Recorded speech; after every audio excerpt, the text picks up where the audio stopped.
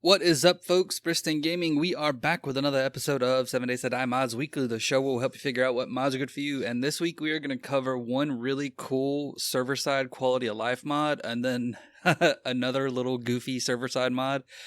Actually, we're going to cover two mods that are kind of goofy. One's just server side, the other's not. And then we're going to cover a overhaul light. But before we jump into anything, I want to say thank you to everybody for the support, the likes, stuff like that. It really does mean a lot. And also mod authors, thank you guys so much, because Alpha 20 is still getting inundated with new mods, or mods are being updated, stuff like that. Like, there's so much going on to keep this game fresh. So thank you guys so much.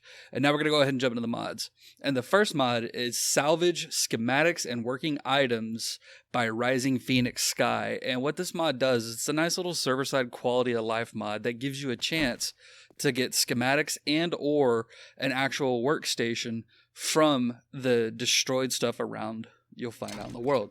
So if we sit here and we harvest this, it's going to give us a chance to get the schematic or the workstation or both.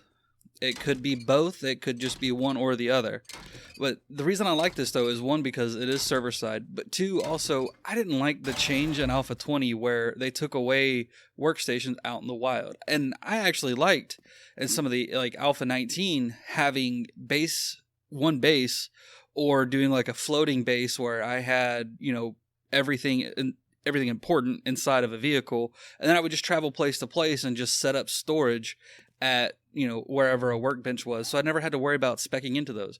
And so we have a workbench schematic that we got from that workbench, and this works with workbenches. It works with chemistry stations, cement mixers, forges, generators, solar banks, battery banks.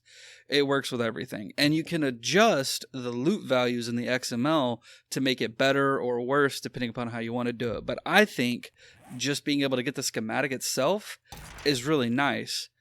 And just playing around with this mod for a little while, testing it out for a few days like I have been, I've noticed that there is a very small, and I don't know if it's part of this mod or if it's just the loot XML itself, but there's a very small chance of getting tools when you're wrenching stuff. I wrenched a broken forge and I got a crucible on like day 2. So you can tweak it how you want. I don't know if that affected it or not, but I thought it was kind of cool being able to just wrench a bunch of stuff. And I had, I got like 6 schematics for forges and stuff like that. But being able to wrench a forge eventually and get the actual crucible itself, I thought was, holy crap, that's awesome. But then you can also get the schematic for the crucible from wrenching a forge. So, things that would keep you hamstrung on progression, this can help alleviate. But with that, we're going to go ahead and move over to the next mod. Alright, folks, so the next mod is the Fiber Craft by Code Overlord. I'm thinking that's how it's supposed to be. But anyway, this is just a fun, stupid little server-side mod that is based on the Fibercraft servers for Ark, where everything is crafted with plant fibers. So you see the campfire, crafted with plant fibers. Cobblestone rocks, crafted with plant fibers. Frame shapes, crafted with plant fibers. Fiber bow, crafted with plant fibers. Secure chest, get where I'm going with this? Everything is crafted with plant fibers.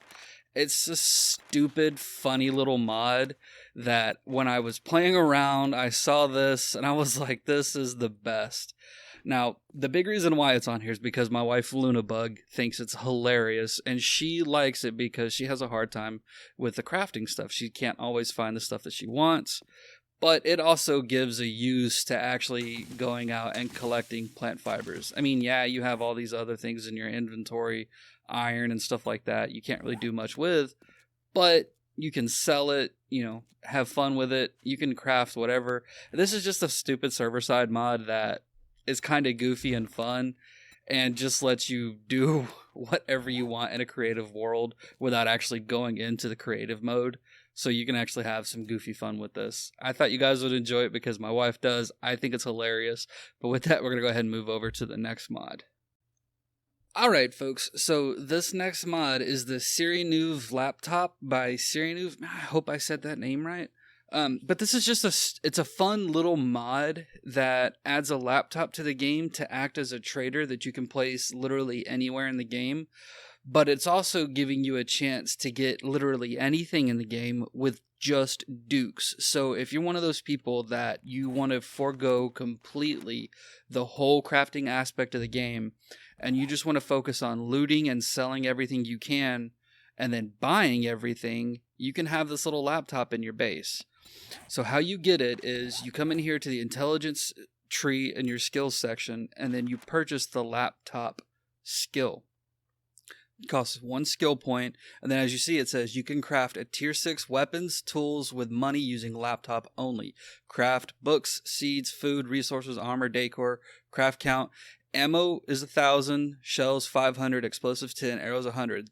The prices are fixed, so going into the better barter, stuff like that doesn't matter on the laptop. But it's just a neat little thing that if you're one of those people who likes more of just the straight loot 'em as opposed to the crafting style, this is really good. My wife Lunabug used this for a while because she didn't really care about the crafting portion. She just liked looting. So it let her get, if she needed anything, she could just come here and buy it. But as you see, you can also use old cash and silver nuggets to buy stuff as well. So it actually gives more usage for cash and gems that you would get before. And speaking of gems, so how the gems have been changed is when you're digging coal and stuff, you'll get more diamonds and less gold and silver. You'll get more gold with oil shell and more silver with lead. So it kind of makes a little bit more sense about how gems are going to work, but you'll still get the same from treasure chests and from treasure chests and stuff like that. Like you can buy the workstations without having to craft them and spend the points in the trees. You can buy, like we wanted to buy, say we'll buy this. We have a level 1. I don't know why it didn't scale up to level 6. Oh, it's because I haven't put the point in. That's why.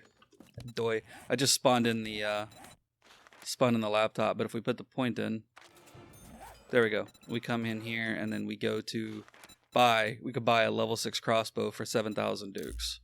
So you can get, really good stuff so long as you have the dukes. Some people are like, well, it's only day 1 and you have a level 6 crossbow. Yeah, I do. But look at the duke count. 11,000 dukes. There's no way in hell you're going to have 11,000 dukes day 1.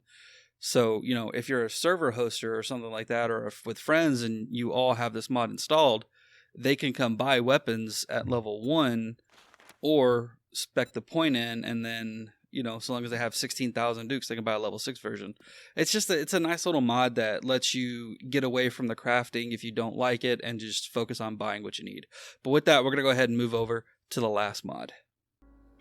Alright folks, so this last mod is an overhaul light. It kind of keeps stuff as vanilla as it can while adding a bunch of extra stuff.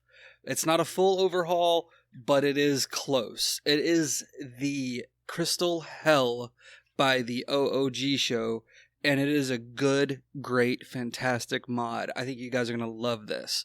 So as you see, we just loaded into this world and it says, welcome to the Crystal Hell mod. This is the OOG show's first official mod release.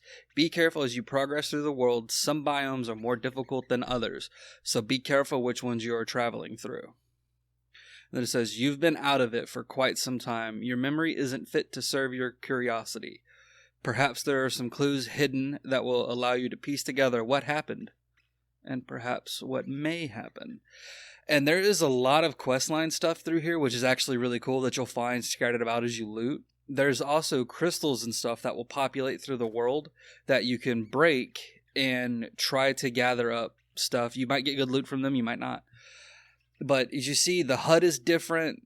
There's like a scroll over here to this bone knife. Down in the bottom corner, it says bone knife kills level. So, the more you do stuff, the better off you can get at it. Gather up some wood. Now, typically how I would show a mod or an overhaul is I would do like the first bit of it. Get to the trade or something like that. So you can kind of see a little bit. I'm not going to do that here. Instead, we're just going to kind of talk about it. I'm going to teleport around a couple places in God mode so you can see what it's like. But right here in the forest biome, we have a buff that says the forest aura, which means we're generating 0.5 health per second, which is cool because now you could take a little bit of punishment and you'll heal a little bit. But I'm not seeing any crystals. So we're just going to go ahead and go DM real quick. Here you go, God mode, and fly up in the air and see what we can see. I do love the sounds. That's one thing I wish the vanilla game had more of, was sounds like this. Make it really just feel like the world is alive. Okay, so I'm not seeing any crystals. And the cool thing is, this mod does come with a custom map as well, so you can play with it instead of having to worry about generating a map. And when the game talks about going to different biomes, so how the biomes work in this is you have the forest biome, and once you complete the forest biome, and what I mean by that is there's a hive mind of zombies you have to defeat. And we're actually going to go ahead and go to that now, just so you guys can see it. So we're going to open this. I'm going to say hive. So we have a desert hive, snow hive, forest hive. So to get to the different biomes, what you're going to want to do is you're going to find these hives. And these hives, I'm going to freeze the AI as we get in here so you guys can see. These hives are populated by some very tough zombies. As we come down here, there should be some spawned in here. These are the crystals that'll spawn out that you can break. We're going to do, just so you guys can see, we'll type in dev in case we have to kill some stuff and in case we have to break some stuff. Break. I didn't get anything too good. Oh, hey, there we go. Box crystal loot. Hey, come on. Whoop. And now we open it. Some money and food and stuff. So it's not too bad. And that's what you can get from popping the crystals that you see scattered around. I'm surprised we haven't seen any zombies. Oh, there's some. See, look. So there's a forest, radiated. They can get strong, and they have a damage resistance as well, so they're not going to be cakewalks to fight. Here we go. So this is where the boss is going to spawn, and each biome has a boss. And this is the boss. Look at that health. 3,000 health. That dude can do some damage. But when we kill him, drops loot. So you see we have a crystal here called the Forest Heart Crystal, and you need the Forest Heart Crystal, come over to this machine, to craft a desert heat shield. Now, in the different biomes, you're going to take either radiation damage or frost damage or burn damage or heat damage. So the only really safe biome is the forest. In order to progress through the biomes, you have to defeat each boss to get the crystals to craft the shields, and then you can go through the biomes. And then this is the main loot stash, and look at all this loot. That is a bunch of loot. But there is a lot to this mod, folks. Without doing like a dedicated playthrough, like a full Let's Play, it's very hard to show off something like this that the OG show has added, or just the OG show, however you want to say it. There's just so much here. Like, the zombies are stronger in different biomes. There's the storyline that I mentioned before. There's bosses. There's bosses out and about in the world, not just in the different little in the different hives. There's bosses out in the world that you'll run into. And I'll be honest, I haven't fully played around with this mod a whole hell of a lot. I've only played maybe 5 to 10-ish hours. But I have friends who have played a lot of this, and they were the ones that hyped me up to check it out. And as soon as I did, I knew I had to show you guys just because of how fun it is to play with. There is a lot to it that has been added in. It's so fun. I know I keep saying it, but it really is a very good mod. There's new weapons, there's new crafting stuff, there's just new stations. There's so much with this that has been added, and even in the future. So guys, get on, check this mod out. Give it some love on Nexus. Hopefully the OG show will keep adding to it. And maybe by the time Alpha 21 comes out, this thing will be a super badass overhaul. But with that, folks, we are done for the week. Thanks for sticking around. I hope you had fun. If you liked the episode, go ahead and like, subscribe. If you didn't like the episode, hey, that's okay. You can leave a dislike too. But have fun, folks. Take it easy, and we will see you next time.